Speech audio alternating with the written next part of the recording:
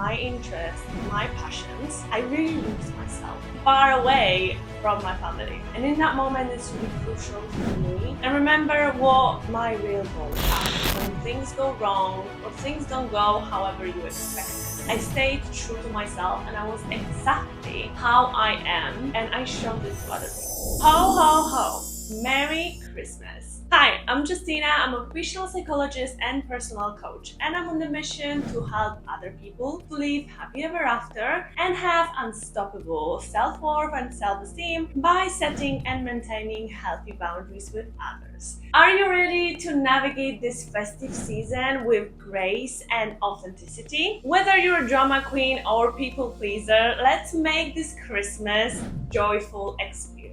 Today we're going to be talking about this challenging and very exhausting sometime during Christmas when you're meeting a lot of your family or friends, and it is not always only about food and gifts. It's about the roles we play and choices that we make when surrounded by our family or friends. And there is really two scenarios where during this Christmas time or Christmas dinner or family gathering, something can go wrong. So today we're going to be talking about those two scenarios and how to navigate through those challenging times, so then you know exactly what to do and how to make this Christmas as enjoyable for you as possible. But before we start, hit the like button if you're enjoying it, and let's dive into it. I know that for me, Christmas can be a challenging time. Actually, any family visit can be a challenging time if I don't behave correctly and stay authentic as myself. There was so many times when I stayed there for too long, when I was agreeing to do certain things I didn't want to do, or I was just doing things that I was not enjoying because of course you go there to see your family and you just want to please them or do something nice to them because this is the only time that you have full attention, that you want to spend time with them and show really your full contribution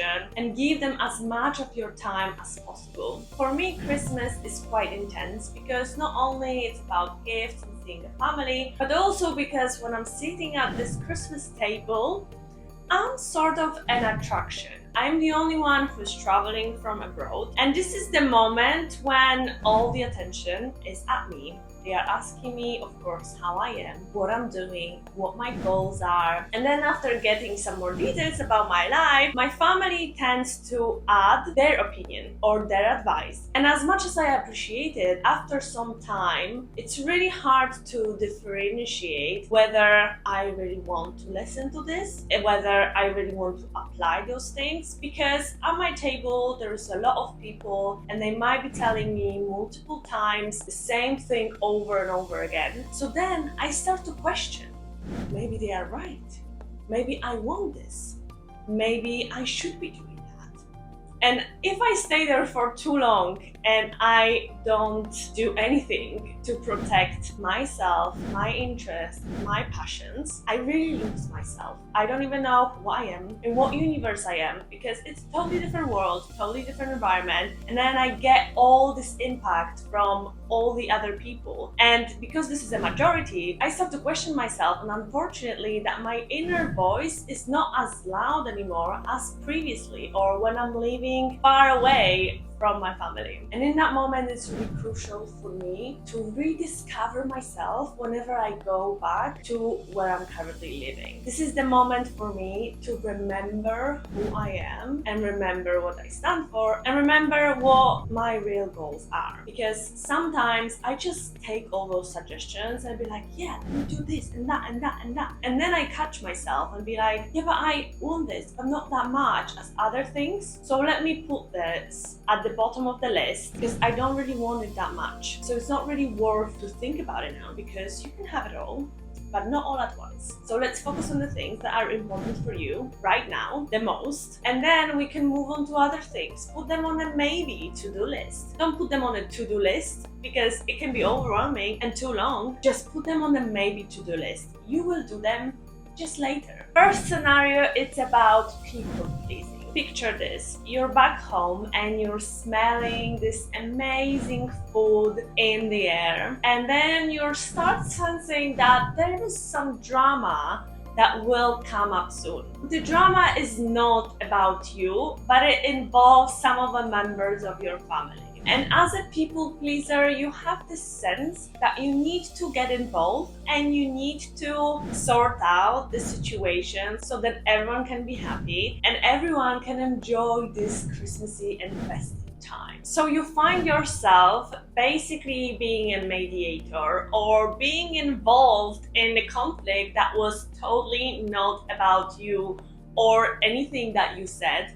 But you go right into it, you jump into the situation to try to soothe everyone's souls, deal with their problems, solve their problems, and just contribute with whatever you have to say and what advice you're giving to other people, because you're hoping that it will help them. You're hoping that you're helpful in this moment and you will sort it out for them, because it doesn't seem that those family members or friends are going somewhere with whatever they're expressing at this time. So you end up trying to solve the situation for other people, and then you might get, first of all, a negative feedback, or perhaps you might get your feelings hurt, or you will just feel like you're hopeless and useless because you didn't sort out the situation, ruined anyway. And then you might be thinking, at what cost did I even contribute? Of course my intentions were great, of course my intentions were to make everyone's day amazing, and this time amazing, and you thought that you just go there and fix their problems. But don't worry, today we're going to discuss how to please other people without losing yourself or without getting involved in this unnecessary drama. And the second scenario is the difficulty to live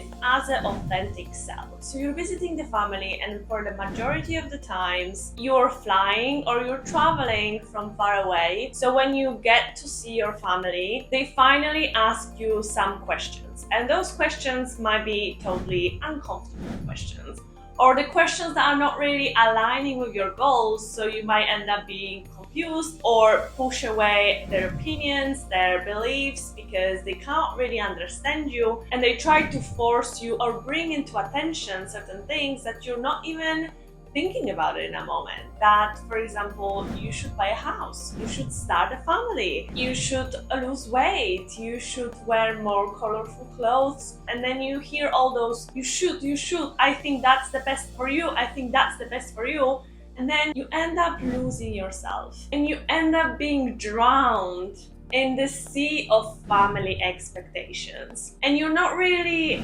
thriving in that environment. You're just trying to survive. You're just trying to survive that family time, keep it short and sweet, and then run away, because you don't believe that one day they will understand your perspective. So there is no reason to start argument or conflict about your beliefs or about your opinions, because they are just different. So when you're not really living authentically as yourself and you are drowning in the sea of family expectations, it's really important to focus on self-discovery and honor your passions and stand firmly in your truth. Stand for who you are and what your boundaries are, and what you accept, what you reject, what you like, and what you hate. And I will go through some steps how easily you can do that. So in the people-pleasing scenario, it is so important for you to remember that you're not responsible for others people's problems, and you're not responsible for resolving every single drama or issue or family conflict, and you are not responsible for everyone's happiness, the same as other people are not responsible for how you are perceiving the world or how you are taking other people's emotions or information to yourself. You can only control yourself, so stop trying to control others. So here is how to navigate through this challenging situation without losing yourself. Set your boundaries. I know you want to help, but you cannot fix someone else's problems. You cannot make them understand or acknowledge or solve their issues. You can let them know how involved you want to be in this conflict. And if it's happening at the dinner table, you can say, I prefer not to be involved in this conflict, or I prefer you to discuss it at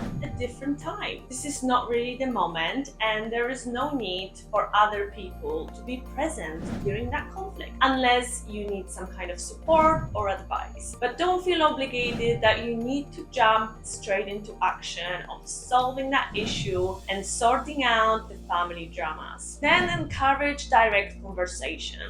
Just because you will jump into the situation and get involved doesn't mean it's improving the situation. The key here is to encourage both sides to talk to each other directly, either at a different time or perhaps at this dinner table, but directly to each other, not really involving anyone else or getting through one person to another, so then a lot of things can be misinterpreted or lost in translation. You want to help them to work toward a solution without your intervention. You can also promote self-resolution. Tell the people involved in that conflict that it is very beneficial if they resolve it on their own, that you support them and you don't take sides, but at the same time it's much better if they talk to each other directly and they take responsibilities for their own actions so they can find mutually agreeable solution. And I know that during that time you might feel frustrated, or you might feel angry, or you might want to just fix the situation as soon as possible and please everyone around to make their time as enjoyable as possible. But try to stay neutral. Try not to get involved. Don't take sides and stay open-minded to both sides of the conflict. And lastly, if you feel like the situation is overwhelming, if you feel like your frustration is just too much to handle and you cannot force anyone to do anything, of course, because you cannot change them, and you feel hopeless, you feel useless, and it is just too much for you to handle, take a break. As I mentioned before in all my videos, remember that you can always remove yourself from the situation and feel like you don't need to participate in it if it's just too much. Nobody's forcing you to stay there, just listen to that drama. You have a choice, so make your choice.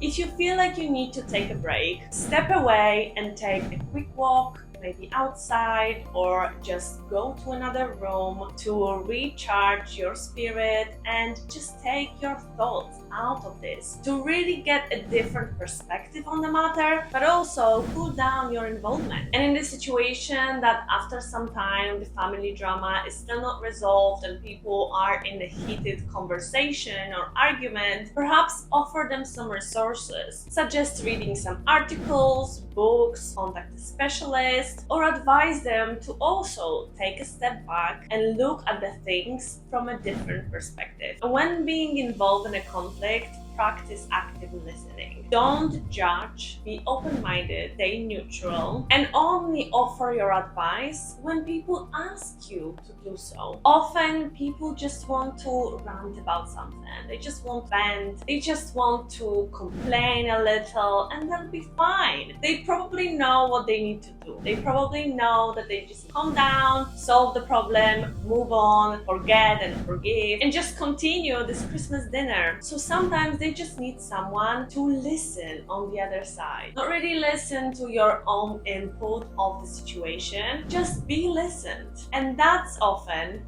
more than enough. So if you want to give an advice, when the person is finished, ask them, what do you need? If they say that they need your advice, go ahead. But if they say nothing, I just wanted to talk about it, I just want you to say that you acknowledge something, then do that. And that will be an amazing help. Sometimes we feel like we're helping other people, but just because you feel like you're helping doesn't mean that you're actually helping. So check with that person what they need in that moment. And with the another scenario, when you're losing yourself in the not thriving environment and you just try to survive those family days, that's really the moment for your self-love, self-kindness, and standing up for your own truth. Being authentic in an environment that is unsupportive, or they are dismissing your beliefs or opinions, or feel like their opinion should be yours, can be extremely challenging. So here are some tips how to stay true to yourself. First, know yourself. Spend some time reflecting who you are, what your values are, what your beliefs are, what you stand for, what do you appreciate, who you want to be, and how do you want other people to perceive you. Self-awareness is really the foundation of authenticity, because if you don't know who you are, it is so easy for other people to push you left and right, because they know that they can change your beliefs, change your values, and change your opinions by sharing their own. Then you want to find a way to express yourself. And I'm not necessarily talking about talking to someone who doesn't understand and can't really acknowledge what your beliefs are or why you're doing what you're doing. I'm talking about expressing yourself in a totally different ways that it doesn't need to involve other people from that unsupportive environment. You could express yourself through journaling, through saying things out loud to yourself, through writing, for example, or through singing, through dancing, or through talking to someone totally uninvolved into that situation, in that environment, or a total stranger. Then, of course, you need to set your boundaries. You need to learn how to say no to things that don't align with your goals, with your values, and with things that they don't really seem that this is who you are. Setting boundaries is really crucial for your authenticity. So if you're curious how to start, check out this playlist, which tells you everything from the beginning to an end,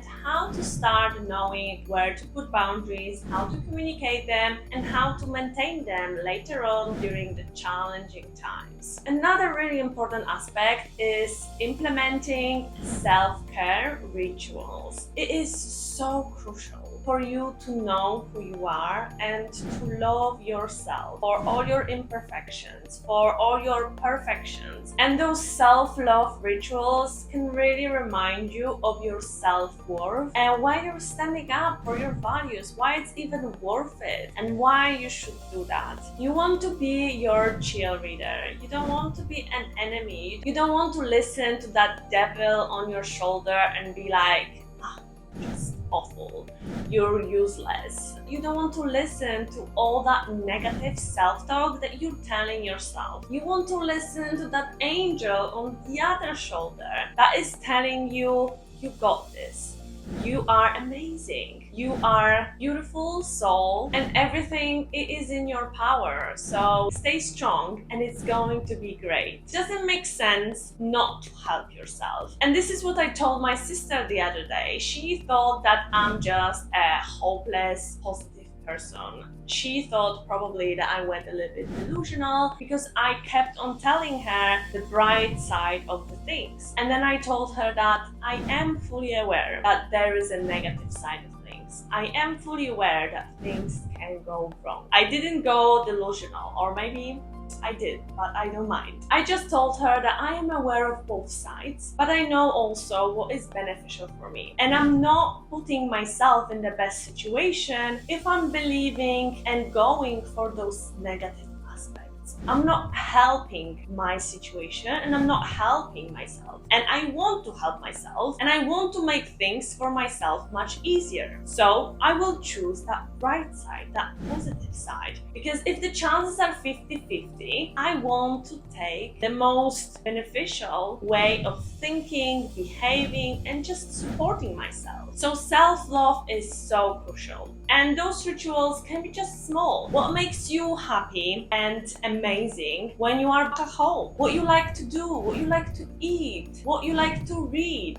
Implement those little rituals. Perhaps it is your little morning routine. Perhaps it is a daily journaling. Perhaps it is some kind of a Christmas podcast. It can be anything. When you are visiting family, it is so easy to just follow their way of spending the day. Or it is so easy for them to lead your schedule because of course you just went there to visit and just go with the flow. But implement those small moments when you're doing things for yourself. So then at the end of the day, you know who you are and you know what you love. You need to treat yourself. It's Christmas. And self-love is really connected with self-kindness. Everyone makes mistakes and everyone have full-on emotions. emotions. So accept them. Self-acceptance is the basis of authenticity too. Don't expect that everything you'll be doing is going to be perfect and easy, and just trust the process.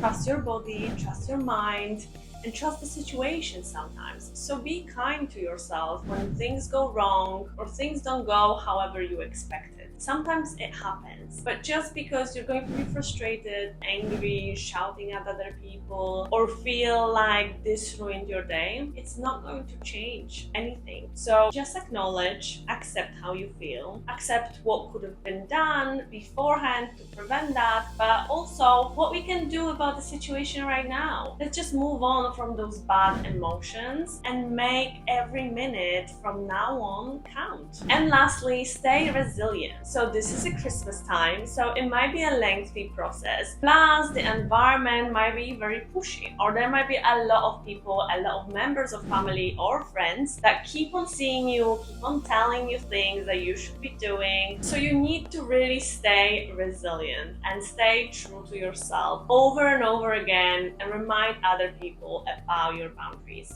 Don't sacrifice yourself for others or for the things that you don't see the value in, or they don't align with who you are. It's not worth it. At the end of the day, you will feel overused, frustrated, angry, or just mad at yourself. Why did I even do that? Why did I even say yes to it? Staying true to yourself can be challenging, but it is extremely rewarding, because at the end of the day, you're going to be so proud of yourself. It's such an empowering feeling to actually know that, wow, I did what I wanted to do. I behaved however I wanted. I stayed true to myself, and I was exactly how I am, and I showed it to other people. There is nothing better than that feeling, to know who you are and to present that true self to other people. Remember that staying true to yourself and being authentic as yourself, it's a long journey. So it might take you some time, but as I mentioned before, it is really fulfilling and it brings you a greater happiness. At the end of the day, on your deathbed, you're not going to be thinking about the things like, oh, why did I not say yes to all the other opportunities that I didn't want to do? You're going to be regretting saying yes to others when you wanted to say no. You're going to be regretting hiding who you are and fearing that you're not going to be accepted by others. As long as you accept yourself, other people will follow. So this Christmas, give yourself a gift of permission to prioritize your well-being, self-love, and self-care, and embrace the joy of spending this time on your own terms. Thank you for watching, and before you